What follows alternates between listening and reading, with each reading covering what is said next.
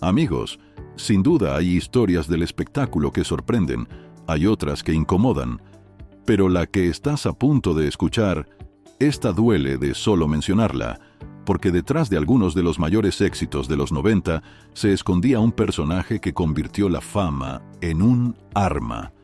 Un hombre que creó ídolos juveniles mientras construía, en el mismo movimiento, una sombra que ni la luz del escenario pudo borrar.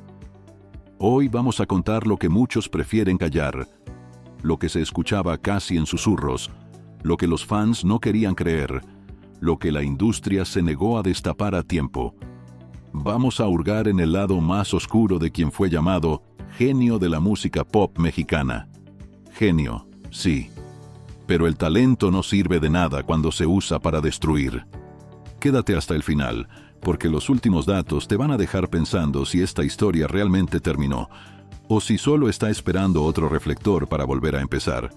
Suscríbete, activa la campana y prepárate, que esto no es un cuento, es la pesadilla detrás del telón. Así que vámonos a lo que te truje, chencha.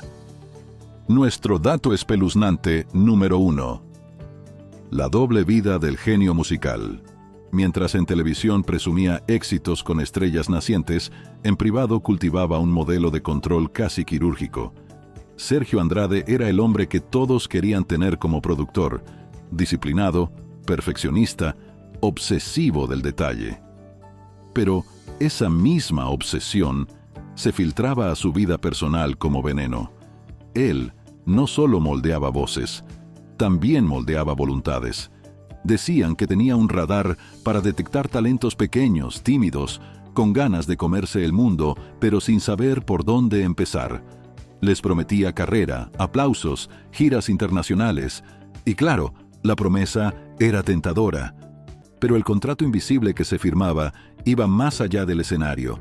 No era solo trabajo, era obediencia absoluta. Todo se presentaba como un entrenamiento de alto rendimiento, horarios estrictos, dietas, ejercicios, todo supervisado por él. Y aunque desde afuera parecía disciplina artística, por dentro era otra cosa, una vida donde la libertad se reducía a lo que él autorizaba, donde no podía costar el fin de los sueños. En el espectáculo lo aplaudían, en su círculo privado lo temían. Ese contraste no fue casualidad, fue planeado, y funcionó durante años sin que nadie levantara la voz, o al menos sin que nadie quisiera escucharla. Nuestro dato espeluznante número 2. La casa de los secretos y las reglas del silencio. Hubo lugares que se convirtieron en leyenda, departamentos discretos, casas en zonas donde nadie hacía demasiadas preguntas. Ahí no había fans, no había prensa, solo un puñado de jóvenes siguiendo reglas que parecían salidas de un cuartel secreto. Se hablaba de horarios para hablar, para reír, para comer, de permisos para usar el teléfono, de puertas que no se podían abrir, todo disfrazado de disciplina profesional. Si alguna preguntaba por qué tanto control, la respuesta era simple. Aquí, las estrellas se forman con sacrificios. Pero el silencio no era solo una instrucción, era una condición para permanecer, para que la carrera siguiera, para que la promesa de un disco y una alfombra roja no se esfumara como humo. Y si alguien flaqueaba, si alguien insinuaba que quería irse, empezaban las presiones emocionales. Chantajes disfrazados de cariño. Eran chicas que soñaban con brillar y terminaron viviendo como sombras dentro de una casa que nadie debía conocer, porque mientras más calladas estuvieran, más grande era el poder de quien tenía las llaves. Nuestro dato espeluznante, número 3. El reclutamiento disfrazado de oportunidad. Ningún monstruo llega gritando quién es. Llega con una sonrisa y promesas. Las jóvenes que entraban al círculo de Andrade casi siempre venían con el mismo deseo: cantar, triunfar, escapar de una vida común. Y él sabía exactamente cómo sonar convincente. Se presentaba como un salvador del talento, como el único que podía abrirles la puerta grande. Hacía castings donde no importaba cuánto sabían, sino cuánto estaban dispuestas a entregar. No dinero, no esfuerzo, algo más personal, algo que él llamaba compromiso. A veces las convencía a distancia, otras reclutaba directamente en programas, audiciones o hasta escuelas. El discurso era perfecto: puedo hacerte estrella. Y muchas, sin saberlo, entraban a un mundo donde la carrera artística se convertía en moneda de control. Lo peor es que nadie en las televisoras se cuestionó demasiado. Si un productor famoso decía que se llevaría a unas chicas a entrenarlas, se le aplaudía la iniciativa. Nadie imaginaba que detrás del sueño se escondía una jaula. Nuestro dato espeluznante número 4. Viajes sin retorno. Los traslados internacionales. El control no se mantuvo solo dentro de 4 paredes.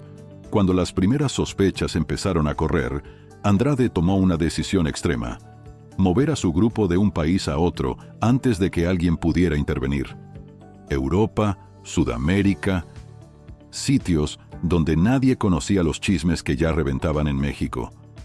Los viajes se justificaban como giras de entrenamiento, nuevas oportunidades, expansión internacional, pero a puertas cerradas se vivían como huida, una ruta sin descanso donde el pasaporte se volvía candado, no libertad. Algunas jóvenes se encontraron en países donde ni siquiera hablaban el idioma, dependiendo de él para todo. Si querían escapar, ni siquiera sabían a dónde correr, y él lo sabía perfectamente. Por eso, mientras fuera del círculo, se hablaba de ambición profesional. Dentro se respiraba miedo. Cada sello en el pasaporte era una prueba del camino sin regreso que estaban recorriendo, y nadie afuera sospechaba la verdadera razón de tanto movimiento. Nuestro dato espeluznante número 5. La ficha roja, el día que lo fueron a buscar. El mundo entero se estremeció cuando finalmente quienes investigaban dijeron basta. Ya no eran rumores, ya no eran notas de espectáculos. Era una persecución internacional. La Interpol lo quería, y cuando la Interpol quiere algo, no pregunta 2 veces. La caída empezó como una noticia más en televisión: orden de aprehensión, posibles delitos graves, incluso de atentar contra la honra de las jovencitas, nombres involucrados que ya eran de dominio público. Pero lo que vino después fue un operativo en toda regla. Andrade, que siempre había tenido un plan para escaparse, esa vez ya no tuvo margen. Lo ubicaron, lo rodearon, y la imagen del genio productor se quebró en cámaras que lo mostraron esposado y acompañado de Gloria del mismo modo. Para algunos fue justicia, para otros el inicio de un show legal que duraría años. Lo que pocos imaginaron es que esa captura no fue el final del miedo. Para quienes estuvieron con él, fue apenas el principio de una verdad que todavía se sigue contando en voz baja. Nuestro dato espeluznante número 6. El libro que incendió la verdad tapada. Y amigos, hubo una mujer que ya no pudo callar más. Una que decidió poner por escrito lo que nadie quería escuchar. Aline Hernández publicó un libro que cayó como bomba en la industria. Contaba lo que se vivía tras las puertas cerradas del clan Andrade. Historias de control, de miedo, de manipulación emocional que se confundía con disciplina artística. Lo más impactante fue que en esas páginas no había insultos ni drama exagerado. Había detalles fríos, fechas, lugares, gente que todos conocían. Fue la primera vez que el país escuchó una versión completa del monstruo detrás del genio. Y, aunque muchos intentaron desacreditarla, la semilla de la duda se había sembrado. El libro vendió, se habló en televisión. Los programas de espectáculos se pelearon por el rating de esa polémica. Pero lo más importante, muchas jóvenes que habían callado comenzaron a verse reflejadas en esas líneas. Ya no se sentían solas. Y cuando las víctimas dejan de sentirse solas, los secretos tiemblan. Ese fue el comienzo de la explosión mediática. Una mujer escribiendo lo que muchos sabían, pero nadie se atrevía a denunciar. Nuestro dato espeluznante número 7. Las novias directoras, lealtad y miedo. Dentro del grupo existían rangos. No todas tenían el mismo trato. Algunas se convertían en las favoritas, pero esa palabra sonaba más a condena que a privilegio. Quien alcanzaba ese nivel debía obedecer más, cuidar más los secretos. vigilar a las demás. Y lo peor, muchas veces tenían que ser las manos ejecutoras del control emocional. Eran jóvenes que un día soñaron con un público coreando su nombre y terminaron, según cuentan, convertidas en policías de un sistema que también las oprimía y las vejaba. Debían demostrar lealtad absoluta a Andrade, aunque eso significara traicionar a quienes eran como hermanas. Si una se rebelaba, la presión venía de dos frentes, el productor y ellas. Desde afuera, la imagen era de amigas inseparables. En privado, la convivencia estaba llena de tensión. Cualquier gesto podía ser interpretado como falta de disciplina, cualquier llanto como debilidad, y debilidad era motivo de castigo moral. El truco más perverso fue convertir a víctimas en guardianas y a la obediencia en una cadena que ninguna veía hasta que era demasiado tarde. Nuestro dato espeluznante número 8. Paternidades cuestionadas y ocultas. Aquí entramos en una de las zonas más delicadas. Durante años circularon versiones de prensa sobre relaciones que cruzaban cualquier línea ética y entraban en agresiones íntimas. Jóvenes cuya vida personal estaba controlada por el hombre que debía guiarlas profesionalmente. Y en medio de ese entorno nacieron criaturas que se convirtieron en nuevo foco de sospecha. Los rumores señalaban identidades protegidas, documentos bajo llave, decisiones donde el poder se imponía sobre los afectos. Si alguien preguntaba de quién era tal bebé, la respuesta siempre era la misma: no te metas. Era un tabú absoluto, un muro de silencio más alto que cualquiera de las reglas internas. La historia salió en los medios y no solo involucraba a Gloria, también al resto del grupo, una como agresora y otras como víctimas.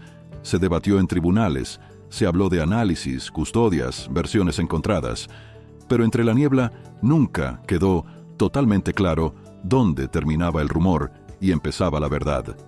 Y esa ambigüedad se volvió un tormento para quienes vivieron dentro del círculo. Porque cuando la vida de un bebé forma parte del control, entonces ya no estamos hablando de disciplina, estamos hablando de algo mucho más perverso y oscuro. Nuestro dato espeluznante número 9. Romper la jaula. Cuando una habló, hablaron más. Si algo mantuvo viva esa red durante tantos años fue el miedo, pero el miedo no dura para siempre. Hubo un día en que una chica dijo: ya basta. Una sola denuncia, una sola declaración formal, y lo que parecía imposible ocurrió. Otras empezaron a levantar la voz también.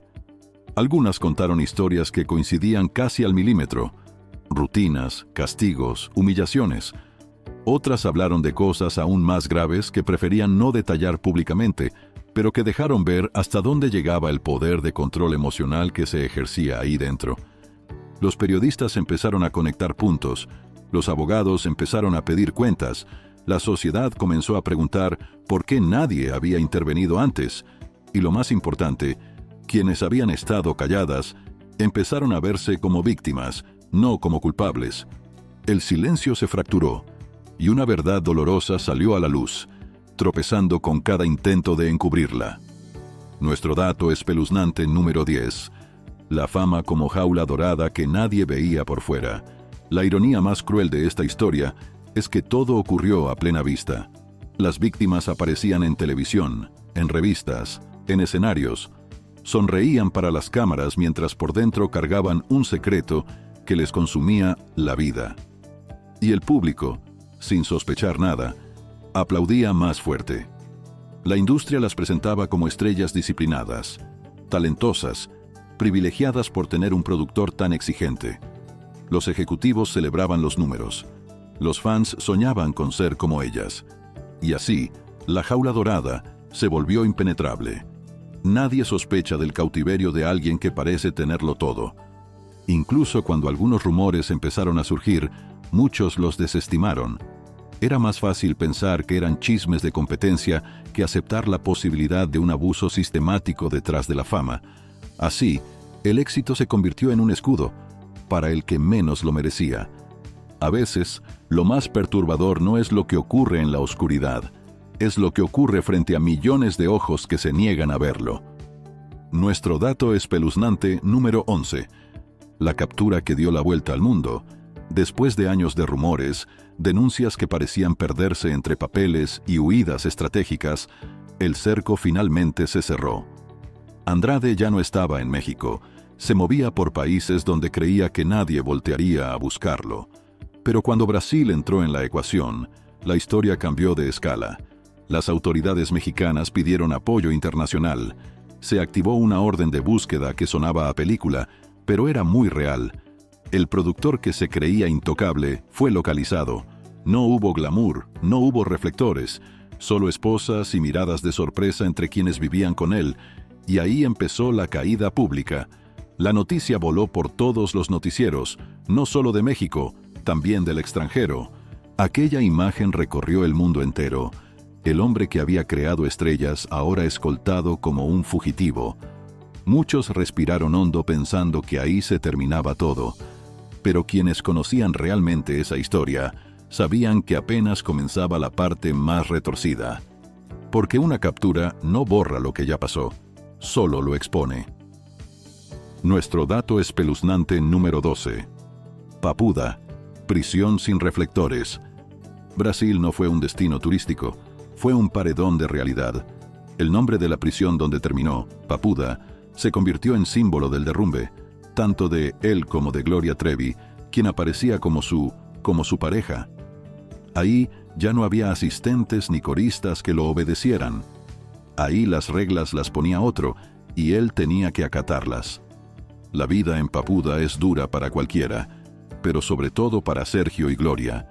Pero para Sergio, alguien acostumbrado al control total, se vuelve un infierno personal. Nadie se inclinaba ante el genio musical.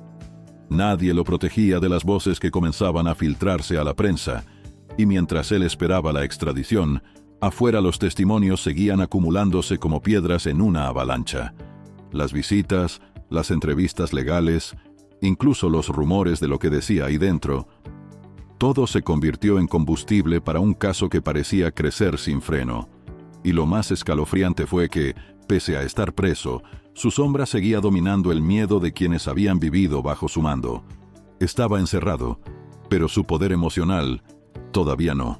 Nuestro dato espeluznante número 13. Los expedientes que se movían en silencio. Mientras él aguardaba su regreso a México, los abogados se movían como piezas invisibles en un tablero en el que las víctimas eran las más expuestas. Había denuncias que hablaban de historias estremecedoras. Había nombres protegidos. Había gente dispuesta a declarar. Y también muchos queriendo callar. Los expedientes crecían con cada testimonio, con cada detalle que coincidía demasiado como para ser invento. Los jueces revisaban, los fiscales documentaban, y la prensa, sin acceso total, solo podía especular. Era un rompecabezas enorme, donde las piezas más dolorosas no se compartían frente a cámaras. Las familias exigían justicia. Los representantes de Andrade defendían su inocencia. Y en medio del caos legal, la verdad parecía una moneda lanzada al aire. Cada giro revelaba algo nuevo. Cada caída dejaba una nueva pregunta abierta. Lo único claro era que nadie saldría ileso de ese proceso, porque cuando una historia se vuelve expediente, ya no es solo un escándalo, es una herida abierta. Nuestro dato espeluznante número 14. La historia que cambió en tribunales, absoluciones contra culpas. El regreso a México trajo titulares dramáticos, pero también decisiones judiciales que sorprendieron a muchos. Algunas acusaciones se desmoronaron por falta de pruebas. Otras se mantuvieron firmes. Hubo absoluciones que dividieron a la opinión pública. Y también hubo condenas que marcaron el expediente como uno de los más polémicos de la farándula. La narrativa mediática y la judicial no siempre caminaron juntas. Mientras en la televisión hablaban de monstruo, en los tribunales se analizaban tecnicismos, tiempos, contextos, responsabilidades compartidas o descartadas. Algunos nombres implicados lograron limpiar su situación legal por completo.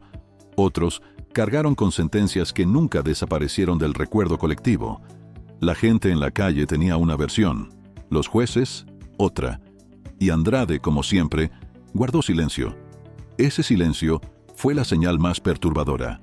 No negó, no aclaró, no buscó explicar. Solo dejó que cada quien decidiera qué creer. Y a veces, el silencio asusta más que cualquier declaración. Nuestro dato espeluznante número 15. Los acuerdos, los nombres que se borraron y el miedo que siguió. Cuando la justicia toca temas tan delicados, hay cosas que nunca llegan a contarse completas. Hubo quienes prefirieron acuerdos, quienes desaparecieron del radar mediático, quienes optaron por rehacer su vida lejos de todo lo que recordara ese pasado. Los nombres se fueron borrando como si nunca hubieran existido, pero el miedo siguió ahí. En algunas entrevistas, donde las víctimas hablaban con voz temblorosa, en abogados que preferían evitar ciertos detalles, en periodistas que aún hoy dicen que hay partes de la historia que jamás se hicieron públicas por seguridad o por falta de pruebas que pudieran sostenerse. Lo que quedó asentado en la ley es solo una parte, lo que nunca se escribió, lo que se dijo en cuatro paredes, lo que se cayó por terror. Todo eso es lo que realmente alimenta el aura espeluznante de este caso. Hay fantasmas legales que no se ven en las sentencias, pero siguen respirando. Nuestro dato espeluznante número 16. El regreso que nadie quería ver. Cuando cumplió su sentencia y salió en libertad, muchos pensaron que se escondería del mundo, que se iría a una cueva a vivir sin que nadie supiera de él. Pero no. Sergio Andrade reapareció con una calma que incomodaba. Sin arrepentimientos públicos, sin disculpas, sin explicaciones. Como si nada hubiera pasado. Volvió a componer. Volvió a buscar espacios. Volvió a tocar puertas que alguna vez se le abrieron con aplausos. Y aunque la mayoría del medio del espectáculo se cuidó de él como si fuera contagioso, hubo quien todavía lo veía como un talento desaprovechado. Lo más perturbador es que algunos fans incluso llegaron a pedirlo en entrevistas, preguntando por qué un genio musical debía pagar para siempre. Y ahí es cuando uno entiende que el verdadero terror no es cuando el monstruo cae, sino cuando parece que se puede levantar. Porque el pasado puede estar en los archivos, pero el peligro sigue vivo cuando alguien pretende continuar como si jamás hubiera existido un infierno detrás. Nuestro dato espeluznante número 17. Las puertas cerradas del espectáculo. En la industria hubo quienes reaccionaron de inmediato. No, gracias. Ningún canal, disquera o televisora quería cargar con la bomba de tenerlo cerca. Los ejecutivos empezaron a poner candados invisibles. Si su nombre aparecía en un proyecto, se cancelaba. Si alguien proponía entrevistarlo, la idea moría antes de llegar a la junta. No era por justicia, era por miedo al escándalo.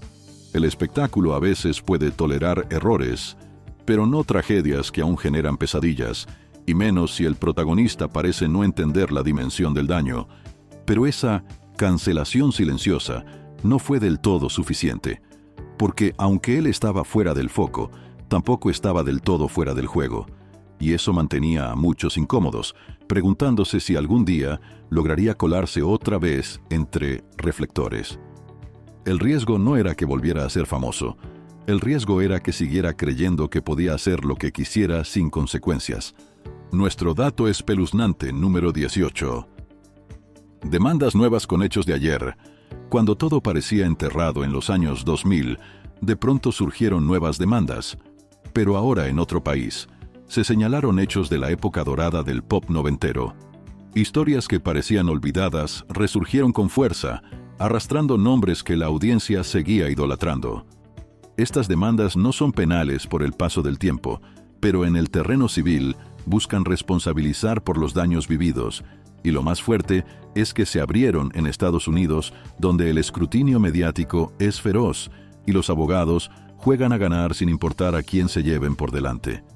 Las versiones se actualizaron, los testimonios se renovaron, la conversación volvió a las primeras planas, demostrando que un caso así nunca termina realmente.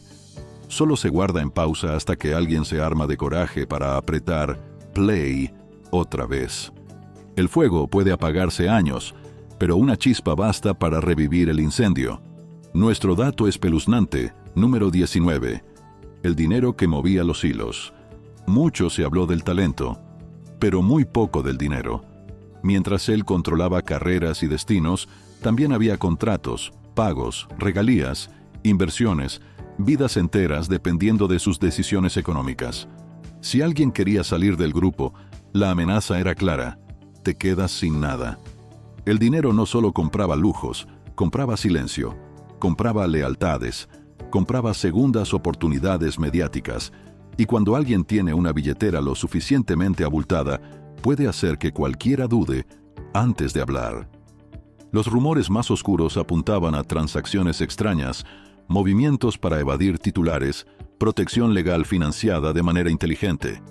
Nada comprobado en su totalidad, pero lo suficientemente turbio para que incluso expertos levantaran cejas.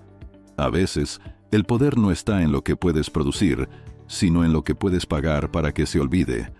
Nuestro dato espeluznante, número 20. La vida que siguió como si nada.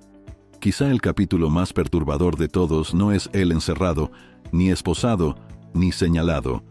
Es él suelto, caminando libre, creando, hablando de música como si su historia fuera solo un malentendido mediático. Ha dado entrevistas donde se muestra tranquilo, casi orgulloso de lo que logró artísticamente. Evita el tema incómodo, cambia la conversación con una sonrisa ensayada, y aunque nadie lo dice en voz alta, muchos se preguntan cómo alguien puede seguir adelante sin mirar atrás a las vidas que quedaron quebradas en el camino. La normalidad es el disfraz más macabro cuando hay un pasado así atrás. Y esa normalidad es lo que mantiene helados a quienes conocieron el otro lado. Porque si él pudo recomenzar una vez, ¿quién asegura que no puede hacerlo de nuevo? Nuestro dato espeluznante número 21. El productor que todos aplaudieron antes de ver el monstruo, antes de que todo explotara, Sergio Andrade, era tratado como oro puro en la industria. Se decía que tenía un oído perfecto para las estrellas en potencia, disqueras, productores, directores de televisión. Todos lo buscaban. Era el gurú que convertía un sueño en disco de platino. Y mientras más crecía su reputación, más grande era el margen que se le daba para mandar, para decidir, para controlar sin que nadie cuestionara su método. La industria se acostumbró a justificar sus rarezas como parte del genio.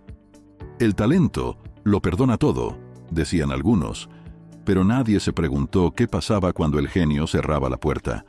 Nadie quiso ver que el éxito musical fue el disfraz perfecto de un sistema construido para servir a una sola persona.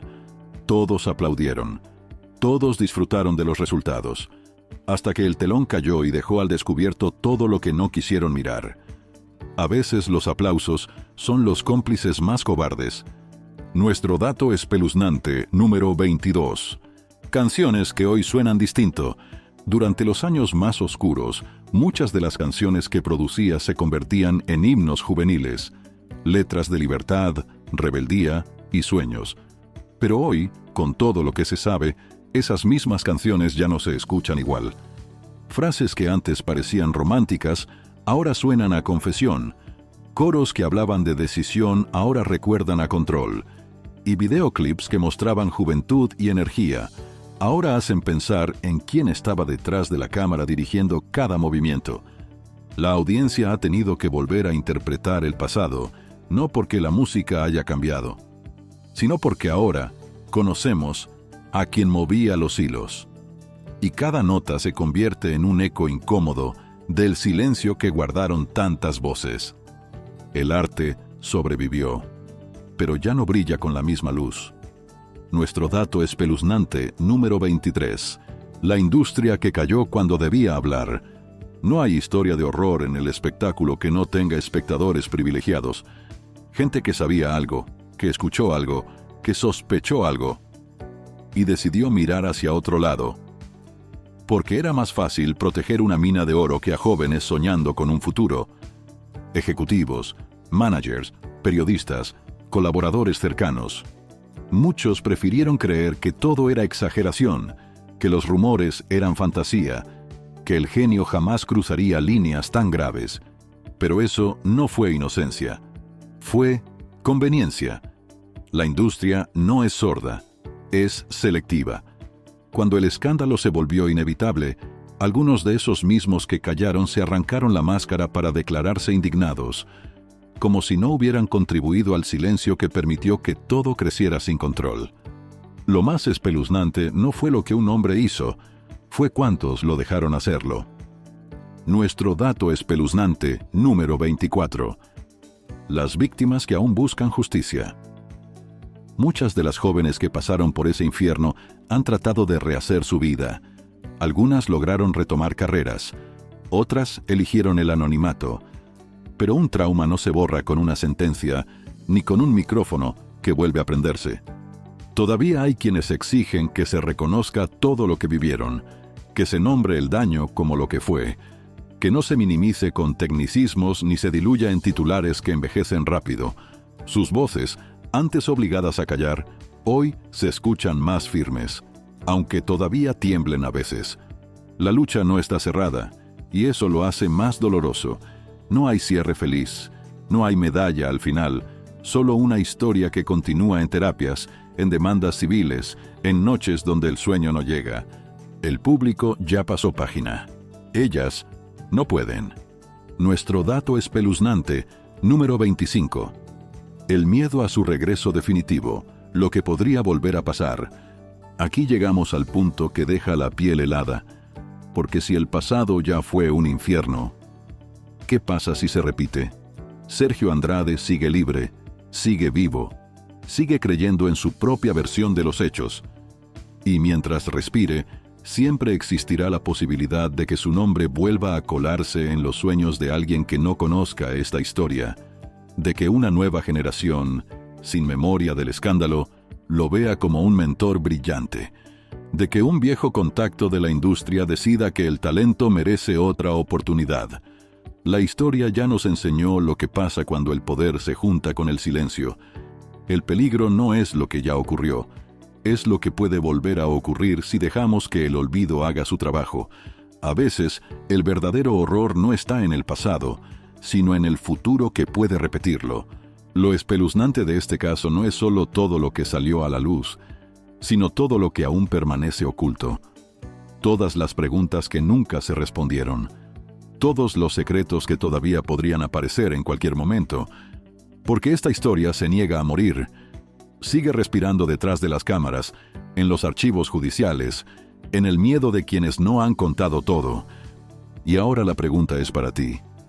¿Crees que esta historia ya terminó? ¿O que falta el capítulo más oscuro? Si quieres que sigamos con las víctimas, los encubridores, lo que la industria aún esconde y lo que nadie se atreve a decir frente a cámaras, suscríbete, deja tu comentario y activa la campanita. Porque aquí no le tememos a la verdad incómoda. Nos vemos en el próximo capítulo de esta historia. Adiós.